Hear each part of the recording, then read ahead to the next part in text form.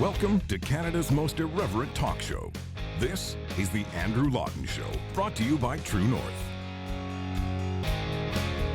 Coming up, vaccine passports, civil liberties, election gaffes, and the party leaders debate for the very first time. The Andrew Lawton Show starts right now. Hello and welcome to Canada's most irreverent talk show. This is the Andrew Lawton Show here on True North. It is Friday, September 3rd, 2021, and I'm going to take a bit of a break from the federal election for the first part of this show because I have to delve into Ontario's vaccine passport announcement, which came out on Wednesday. Now, this is one of those things where I hate to say I told you so because I actually don't like that I was right about it, but months ago I said vaccine passports are inevitable. They're going to come even in places where we think they won't. They're going to. And I didn't like that I was making that prediction. It wasn't an endorsement. It was just a reality. And yeah, I must admit I got a little bit optimistic when I heard Doug Ford saying things like this months ago. Will your government provide an actual card or proof of vaccination? And if not, why not? Well, I've never believed in proof. Everyone gets their proof when they get the vaccination. You're right. Anything can be fraudulent, right down from money to certifications. I just, no, we aren't doing it. Simple as that. We're just going to move forward. Now, if it's federal, getting across the border, that's up to the federal government. We'll see what they decide to do. I'll be talking to the Prime Minister tonight. But the answer is no. We aren't going to do it. We aren't going to have a split society. Yeah, that sounds good. We don't want a segregated society. Vaccine passports are wrong, not going to be introduced in Ontario. Well, at least until he said this. And that's why we're adopting an enhanced vaccine certificate. We'll hear from Minister Elliott and Dr. Moore shortly. But after in-depth discussions with our medical experts, we've landed on a vaccine certificate policy that is based on evidence and best advice. It's a policy with the following key principles. Vaccinations will be mandatory for certain indoor settings where the risk of transmission is highest because of masks aren't always worn, including restaurants, bars, and casinos, among others. Enforcement will be led by law officers, will be reasonable, and will rely on individuals and businesses to do the right thing. The policy will not apply to outdoor spaces where we know the risk of spreading COVID is low, except for nightclubs because of the higher risk of these settings. We will accommodate legitimate medical exemptions and will be closely aligned with other provinces that have introduced similar policies while ensuring we design and implement a policy that makes sense for Ontario. These measures will be in place as of September 22nd. It's amazing how quickly civil liberties can erode when you have a population that isn't prepared to stand up for them and governments who don't seem to care about them. Ontario has joined many jurisdictions around the world, and yes, across the country, in now implementing a vaccine passport. Starting in September on the 22nd, just in a couple of weeks, you will need to show proof of vaccination if you want to go to a restaurant, go to a movie, go to a gym, or access other aspects of civil society because the government has said you must.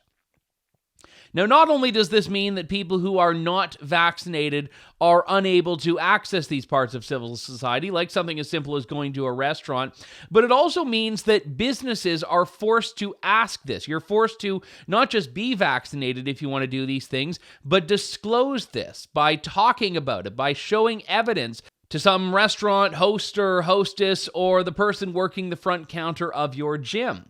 To say nothing of what happens with the data, especially when they move to the second phase of this vaccine passport announcement in October, which is going to be a scannable QR code. So all of a sudden you and your name, your identity are linked to your vaccination status in some system, some central system.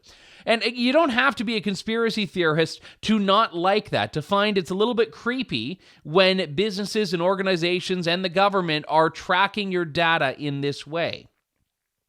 So this is something that I would like to see more opposition to, but most people now are so desperate to get on with their lives that they will take and are taking absolutely anything the government throws at them. And this is one of the big problems with this. And I'm going to be talking about this with Christine Van Geyn in just a few moments' time. But I want to talk about just a couple of aspects of this that jumped out at me. Number one is the fact that we are now living in a two-tiered society. We were already moving down towards that road, but we're there. It's over. The stratified society about which I've been warning you for months is here. The segregated society around which Doug Ford himself said, well, maybe we don't want to go down that road. It's here.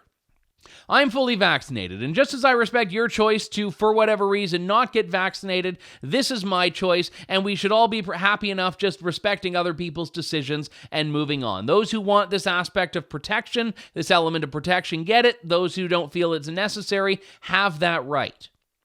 But we are now in a society which does not respect individual choice, a society that I would say does not respect the individual. Just take a look at this story. So hours after the vaccine passport announcement came from Ontario, you had a church, a pastor from a United Church, saying that he's sad that churches weren't included. You had someone from a synagogue saying the government didn't go far enough. They should have also mandated vaccination at churches. What Jeff Doucette of the Enniskillen and Tyrone United Church said is, I'm disappointed. Honestly, I don't understand how a place of worship is any less important. He's referring to than a restaurant, a gym, etc. I need to have a double vaccination to go in to eat, but I don't at my church. There was someone else from this Toronto Star story quoted from the Temple Sinai congregation who is saying, yeah, they're going to introduce their own vaccine certificate because they think the government should have gone so far as to mandate it. Now, I don't think that businesses, organizations, places of worship should be mandating vaccination, but I do respect that that's an individual choice that a business could make. And it's shameful that these groups, these organizations are saying, we think the government should regulate us into requiring vaccination from those wishing to worship here. You know, I've been a Christian for many years, and the message of the day has always been, how can we open our doors to more people, not how can we close them off to people. Churches have always been in the relationship building game, in my view, at least the good ones, not in the relationship destroying game. But this is what was happening months ago when Ontario was still not introducing a vaccine passport. You had businesses saying, we demand the government regulate us. And by extension, we demand the government regulate the citizens and regulate the population. Because these people, I mean, and again, I think these are a minority. I don't think most restaurants actually want to be enforcing vaccination status. I could be wrong. I know the restaurant industry right now is having enough trouble getting staff. I know that they are dealing with significantly reduced capacity limits because of the government. They have bigger fish to fry right now than having to start checking papers upon entry to make sure that the person who wants to sit down and have a chicken Caesar salad on a Tuesday night, the dish and the day have no relevance whatsoever. But I just thought of saying it, but they're the ones that now have to go and look and make sure, do you have your vaccination? Okay, yeah, you can come in. Or no, you can't. Because now you're turning people that really ought not to be enforcers of your personal healthcare decisions into exactly that, enforcers. That's what it is. Remember early on in the pandemic when snitch culture was the big problem? You had people calling bylaw officers on their neighbors because they might have had one too many people in the backyard or something like that. Now we are just moving this snitch culture into a different form of puritanism, a different moral panic, which is the expectation that certain areas of society should be closed off to those who are not vaccinated. And in this, inherent in this, is a distrust in vaccines, oddly enough. Because if people who are vaccinated are saying, I'm not comfortable being around unvaccinated people, then what the heck was the point of getting vaccinated in the first place? And yeah, I mean, from everything we've seen, it is possible if you're vaccinated to get COVID. And what we know is that your risk of going into the hospital is virtually nil. Your risk of dying is virtually nil. You might test positive. Maybe you'll even have some light symptoms. But the whole point of the vaccination for those who sought it was for protection against an unpredictable world. So why now are these goalpost-moving politicians saying the opposite of what they've been saying to get people vaccinated for the last year and a half? They're now saying vaccines do not work well enough unless anyone and everyone is vaccinated, unless there is a vaccination requirement when you're out in the world. And they can't mandate vaccines in the way that they can send a doctor door to door to jab people, but what they can do is make it so inconvenient that people feel they have to get vaccinated or that they are going to lose their job if they don't. Make it so that it's virtually impossible to function in society if you are not vaccinated. But at that point, it's not a choice. It is not a choice at all. Just look at this number here. After the vaccine passport announcement in Ontario on Wednesday, appointments in Ontario's vaccine booking portal doubled. They doubled. Now, the health minister, Christine Elliott, didn't give the exact number, but what they were saying is that the number of appointments doubled. Now, the government's probably touting its own accomplishment here, so take it with a grain of salt, although it's not surprising if it did.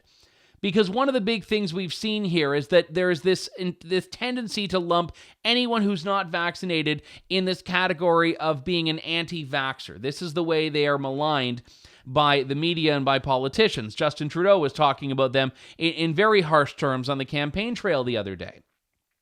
But there are a lot of people who are they're not anti-vax, they're vaccine hesitant for whatever reason, or they just haven't gotten around to it yet. Maybe they just don't see themselves as being at risk. And a lot of those people are the ones who, will be rushing out the door if they're told they need to be vaccinated if they want to go to a restaurant. We know universities and colleges are mandating these as well. And interestingly enough, almost every public university in Ontario, in fact, I think every one of them did, introduced a vaccine mandate for students, staff, and faculty. And then the government came and regulated it anyway. So if there was just one holdout, maybe two holdouts, the government had to make sure to bring those into compliance as well. Because that's what all of this is about. It is not about public health. It is about compliance through and through. And there are going to be no ways to avoid this, the more this power goes unchecked. And I must say, there is a complete absence of civil libertarian pushback on this. As I said, we'll talk to Christine Van Geyn from the Canadian Constitution Foundation in a moment. The Justice Centre for Constitutional Freedoms has been good on this as well. But take a look. This is the Canadian Civil Liberties Association Twitter page. Now, I'm not going to show it just yet. Before you look at this, I want to just set the stage for you. It has been 18 months of the pandemic. We have people who have been fined for violating lockdowns. We have churches that have been shut down. We have pastors that have been arrested. We are in the midst of the Super Bowl for civil liberties lawyers. And now we have vaccine passports. Okay, now let's look at the Twitter page. Nothing since August 6th. August 6th, almost 1 month ago, was the last time the Canadian Civil Liberties Association tweeted. Before that, it was August 3rd. The last one was about Liberal Party misusing facial fingerprinting. The tweet before was about access to abortion in New Brunswick. Before then, there was a question about free speech in the Toronto Star. Before then, there were issues about the federal government's online harms consultation. Have you noticed there's nothing about COVID? Nothing about COVID at all. So the civil liberties lawyers, the official Civil Liberties Association of Canada, many would argue, is completely unconcerned, it would seem, with vaccine passports. Let's take a look at what its counterpart in the United States, the ACLU, has said about vaccine mandates. Far from compromising them, vaccine mandates actually further civil liberties. They protect the most vulnerable, people with disabilities and fragile immune systems, children too young to be vaccinated, and communities of color hit hard by the disease. The ACLU, which historically was on the front lines of protecting free speech, individual freedom, constitutional rights, says mandatory vaccines are actually more pro-civil liberties than opposing them. We are living in a Freaky Friday world right now, and the people that should be caring, the people that should be leading the fight, are not doing that at all. Now, one person who's never shied away from this fight is Christine Van Geyn, the litigation director of the Canadian Constitution Foundation, who joins me now. Christine, good to talk to you. Thanks for coming on today. Hey, Andrew. Thanks for having me on. I want to break this down here because I find that when a lot of people are talking about vaccines and vaccine mandates, they tend to conflate what are two very distinct questions, which is, should people get vaccinated and should the government be able to really segregate society along the lines of vaccination, which is what vaccine passports certainly do and what the Ontario announcement does. Let's talk about this because there are a lot of people that I've talked to, and I know you've talked to as well, who are very much pro-vaccine, but are against the vaccine passport. And I was wondering if you could elaborate on that a bit. Oh, I am one of those people. I am pro-vaccination. I am vaccinated. I'm double vaccinated. My family's vaccinated. I think anyone who's able to get vaccinated should choose to do so. I'm a civil liberties advocate, and I'm really passionate about the right of people to make their own choices about their own lives. I think there's all kinds of things we would choose people they would do differently, but we don't get to run their lives for them. So I think we need to protect the right of people to make choices about their own medical treatment. And yes, a vaccination is a medical treatment. That decision needs to be based on consent. And as we take options away from people, for example, by limiting their ability to access public spaces, then it ceases to become a choice and becomes more and more coercive. And I think that's the problem with vaccine passports. There are a few different issues here. One is just the fundamental question of should your vaccination status have a bearing on what you can do in civil society. There's also the disclosure aspect of this. Should you have to disclose your decisions to the host who works at the local restaurant or to the ticket taker at a concert venue? There are also other issues that are coming up as well. Like one that I've thought of is equity. Not everyone has a smartphone. Not everyone is going to be comfortable putting it on that device. And then there's the privacy aspect. What happens when someone scans your QR code? When you take all of these different dimensions here, what do you think is the strongest argument against them if you were to walk into a court challenging this? That's a great question because we are considering doing that very thing of challenging it. So there are three rights that I think are mostly engaged. The first is Section 7, life, liberty, and security of person. Most compelling is security of person of those rights because it needs to be an informed consent that you decide what you put in your body. I think Section 8, privacy rights, could be engaged. Now, I don't have a whole lot of concerns about, people carrying around a physical piece of paper, showing it with a piece of ID to a waitress. I think that minimally engages your privacy rights. But the more and more, digital this becomes, I've seen some pretty shocking stuff that's happening in Australia about what they're doing. They're using smartphones to track movement and things. We're not doing that in Ontario yet, but there've been a lot of things our politicians have said we're not going to do. So I am concerned. I'm watching on privacy rights.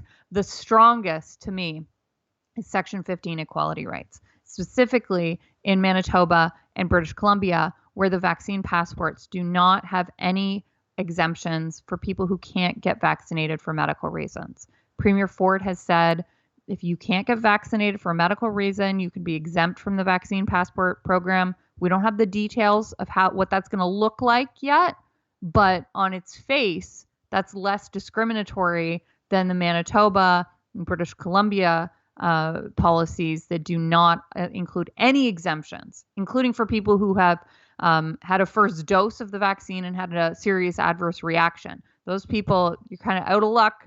Can't go to all kinds of public spaces if you had that unfortunate adverse reaction happen to you. So on its face, though, that is, I think, the strongest possible challenge that could be mounted against this policy. I know these are constitutional challenges you've laid out. Looking below that, I've got a fair share of issues with, a lot of the human rights tribunals, but on human rights ground, is there a viable challenge here as well? Whether you're talking about in Ontario, which has very broad protections on creed and also on medical status. Yeah, I mean, I'm not super convinced that the creed aspect is a strong argument against getting vaccinated on religious, or I guess creed grounds, which is not a super elaborated ground.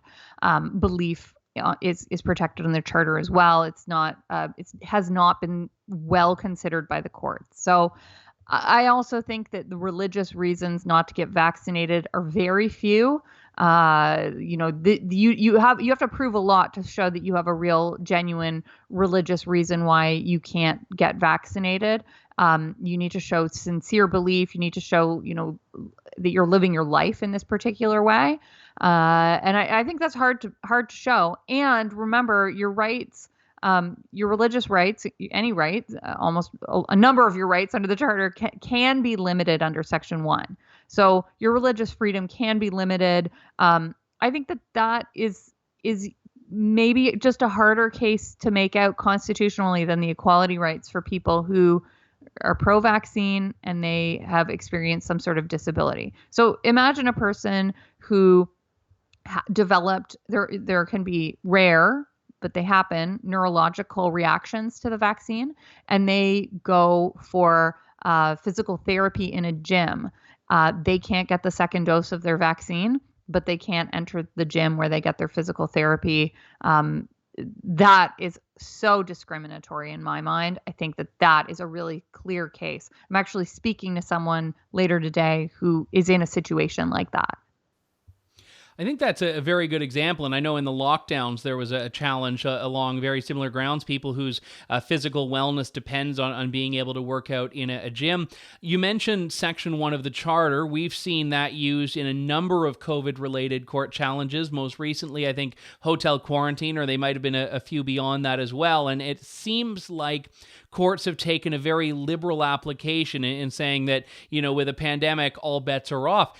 Is that likely to happen with a vaccine passport challenge as well? Yeah, as well. We were involved in the quarantine case. We obviously were not happy with the outcome in that quarantine hotel case where the court didn't even take it to Section 1. It didn't even get to Section 1 analysis. But under Section 1, the way the analysis works is you need to first you show that a right is engaged. Let's use the example of your equality rights. For example, these people who can't be vaccinated for medical reason, their rights are engaged. But then you get to the Section 1 analysis. If the right is being limited, how is that limit justified? The government needs to show three things to show that it's justified. It needs to be minimally impairing, so it can't limit the right more than it needs to achieve the goal. It needs to be rationally connected to the objective, so it has to actually, the policy you're imposing has to actually help achieve that goal, and it needs to be proportionate, so it can't do more harm than good. And the government needs to pass on all three of those parts of the test.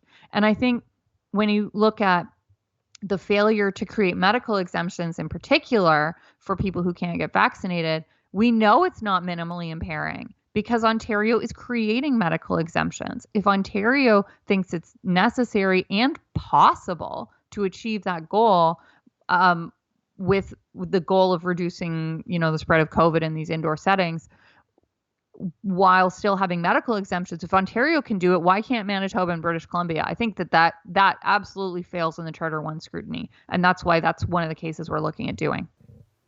And I know you've been focused, I think rightfully so, on the legal aspect of this. And I know there is also a political dimension of this that we haven't yet seen. But I still think when you look at vaccine uptake, it's very high. So the idea that such an extreme measure is needed when people are doing their part, to use the government's language on this, it just doesn't seem to be a justified step.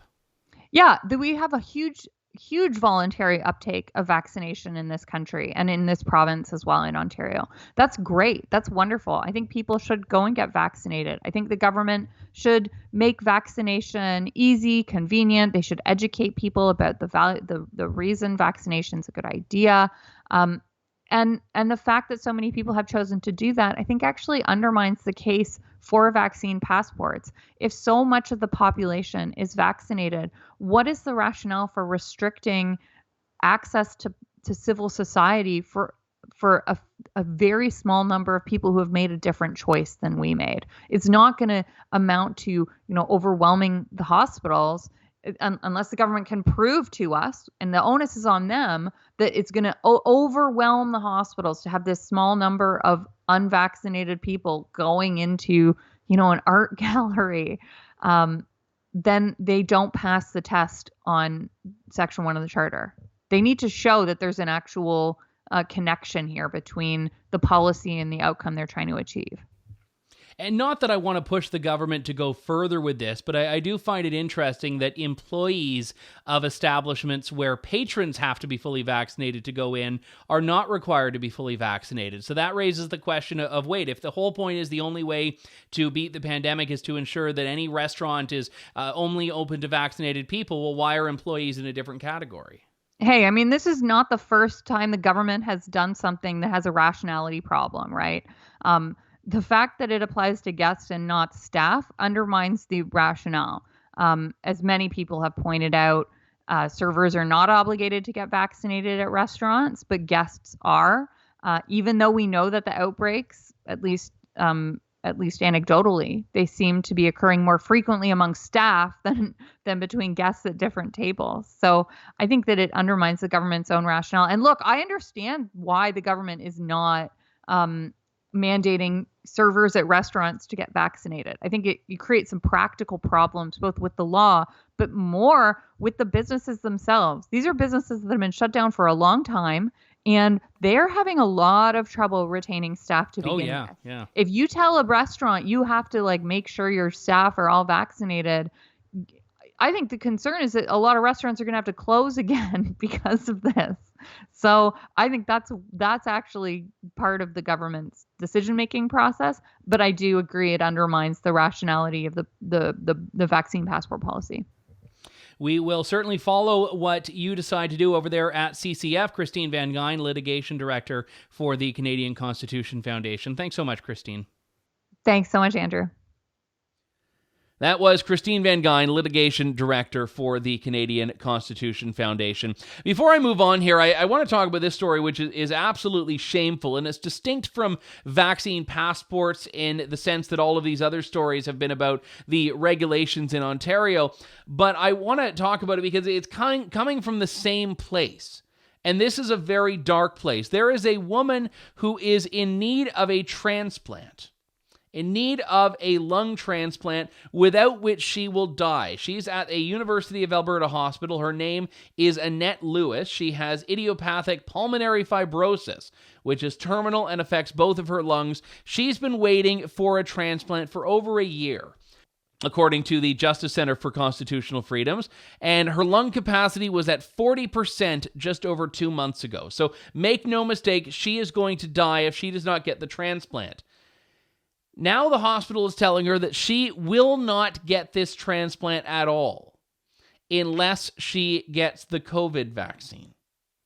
Now, someone in her medical state, you may say, should get the COVID vaccine, but as it stands now, she's not, she doesn't want to, and they are now threatening her with her life, essentially, by making this a requirement of receiving a transplant. She recorded some audio of a discussion she was having with a member of the lung transplant team. It's about 12 minutes long, so I'm not going to play the whole thing, but I am going to play a couple of excerpts here, and I want you to actually take note of this. The other thing, Annette, and I think you anticipate that we're going to ask. Yep, I know it's come before you even asked me. Yeah, well, we wanted to talk about the other important things too, right? Because making sure you're safe and I'm safe. as healthy as we can have you is important as well. So I spoke to my colleagues here, and we've had a program-wide discussion on it. And the policy is that all pre-transplant patients are to get their COVID shot. Our program has decided that we need to do everything we can to optimize the benefit to our recipients and to optimize the use of our donors. So all of our pre-transplant patients are going to be required to have the COVID vaccine. So it's just what you're saying, you mean if I don't take the vaccine, then I go off the donor list? Is that what you mean? Yeah. Yeah? Yeah. Wow. That's pretty scary. Yeah. So if I don't get the vaccine, I'm not going to get the transplant. Yes. And, well, we all know what the end result of that is for me. And honestly, Annette, I don't say this lightly because I really do want to transplant you. I actually quite look forward to your 3 months post-transplant. I'm kind of excited to see how much you're going to thrive afterwards. But, well, so it's damned if you do and damned if you don't in my case. Yeah. So I'm going to leave that with you, and what we'll do is we'll check in with you later this week. So a vaccine, which yes is being given for someone's protection against a disease that could hurt them, could hospitalize them, could kill them, is required even though not giving the transplant is definitely going to kill this woman. Talk about not seeing the forest through the trees. I mean, good on this woman for having the courage to stand firm for whatever reason. I don't know her. I don't know why she doesn't want to get vaccinated, but she's not afraid to have her name heard. She's not afraid to share that audio. And the court is going to have to weigh in on this, I'm assuming, because the JCCF is taking the Alberta hospital to court over this. But absolutely a shameful display. We are going to allow you to die if you do not take this vaccine. This is where people are prepared to take this. This is where people are prepared to enforce this. As I said, this is now about enforcement more than it is about health. We've got to take a break. When we come back, more of The Andrew Lawton Show here on True North. Stay tuned.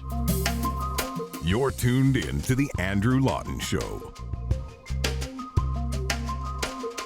Welcome back to The Andrew Lawton Show. Well, I've had my fair share of differences with the Chinese Communist Party before, the Chinese regime and all of the different tentacles of it, but this one is a bridge too far, I must admit. China bans men it sees as not masculine enough from television. The Chinese government has told effeminate men that they can't be on TV, and broadcasters must promote a revolutionary culture. Now, we know that President Xi has called for a national rejuvenation. The CCP is enacting very tight controls on culture, and that manifests itself in how they regulate the state broadcast media in China. But what the directive from the National Radio and TV Administration said is that broadcasters must, quote, resolutely put an end to sissy men and other abnormal aesthetics. They used a slang term for effeminate men called Niang Pao, which means girly guns. Now, I don't know how they define masculine, but I fear that I would not be macho enough for Chinese television. And part of this is because yesterday, ABBA released its first 2 songs in 40 years, and I was listening to them on repeat. So something tells me I might be just a little bit too effeminate for the Chinese Communist Party. So China's coming for the Andrew Lawton Show, potentially. That's the only thing I can take away from this. But I kid and move on. Enough things to be worried about in the world. Don't need to be worried about the Chinese sissy men purge that is evidently coming down the pipeline thanks to Chairman Xi. Going to talk about some federal politics here because we had the first televised debate of the election last night, a French debate hosted by TVA. But I also want to talk about a couple of gaffes on the campaign trail first. I know Justin Trudeau has had a few of them. There was the Maryam Monsef moment.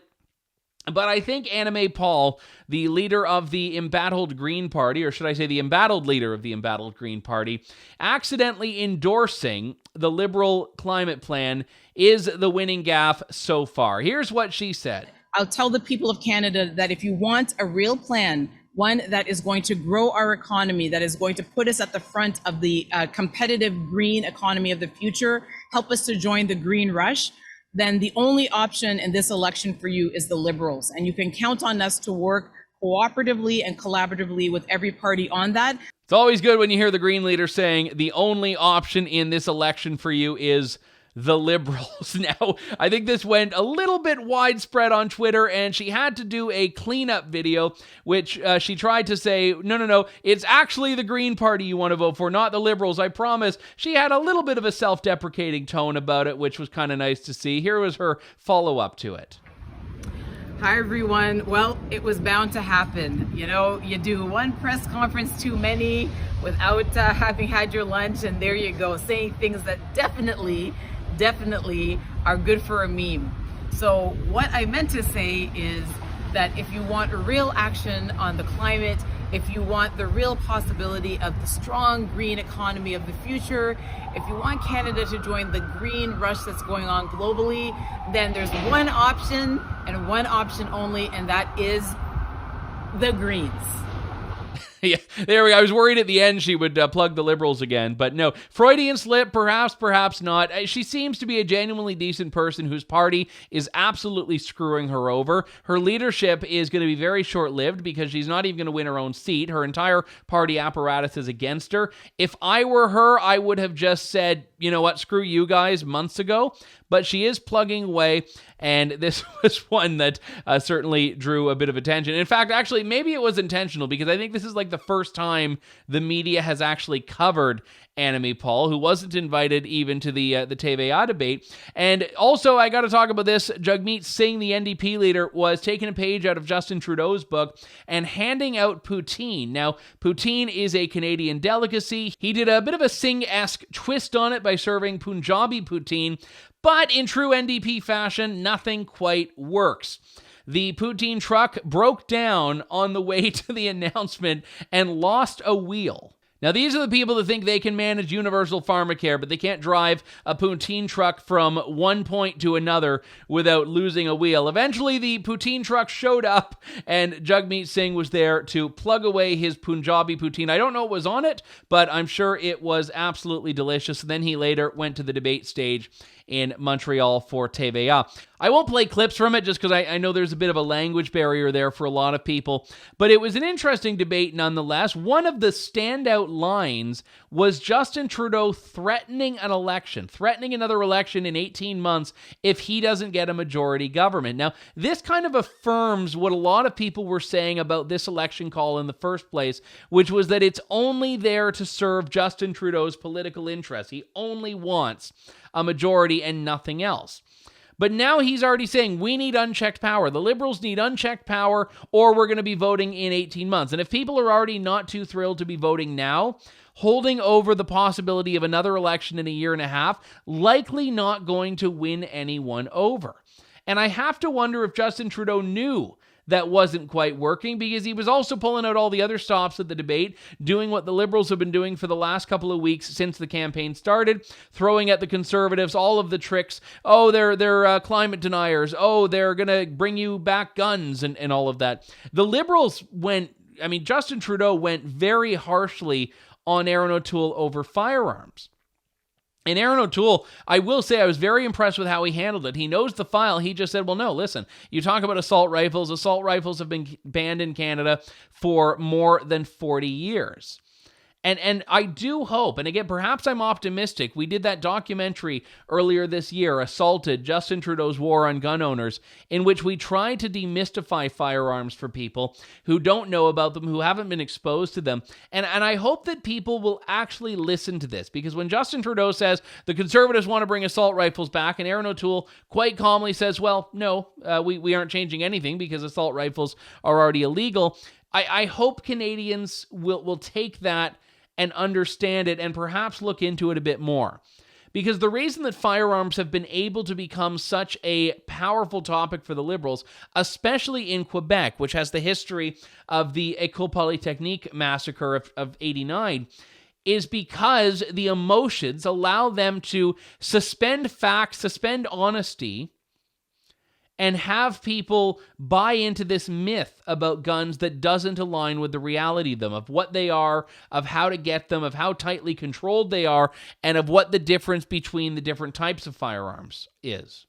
Now, next week, we have the official Leaders Debates Commission debates in Gatineau, the French and English debates. Those are on the 8th and 9th, and True North has some stuff planned that you won't want to miss for the night of the English language debate. And we'll have more coverage, of course, next week on what's happening on the campaign trail. But I felt the vaccine passport announcement was a priority. And just if I can go full circle back to that, yes, the civil liberties lawyers have been absent on this, except for Christine Van Geyn and a few others. But also a lot of political leadership has been, in part because they support it, but in part because the leaders who might be against it, like Aaron O'Toole perhaps, know that a lot of Canadians support it. Now, Aaron O'Toole has said, as I've pointed out in the previous show, that he is against vaccine mandates and vaccine passports in some ways, but he's also saying it's a provincial responsibility. So that mentality, while technically true, gives license to the Doug Fords and the Francois Legaults and the provincial premiers that want to put these forward. And so far, it's only really Alberta and Jason Kenney that is definitively saying no to a vaccine passport, which is, I think, very refreshing in a culture which is increasingly moving towards this segregation along the lines of vaccination. In any case, we'll be back next week. Hope you have a fantastic weekend. This is The Andrew Lawton Show. Thank you, God bless, and good day. Thanks for listening to The Andrew Lawton Show. Support the program by donating to True North at www.tnc.news.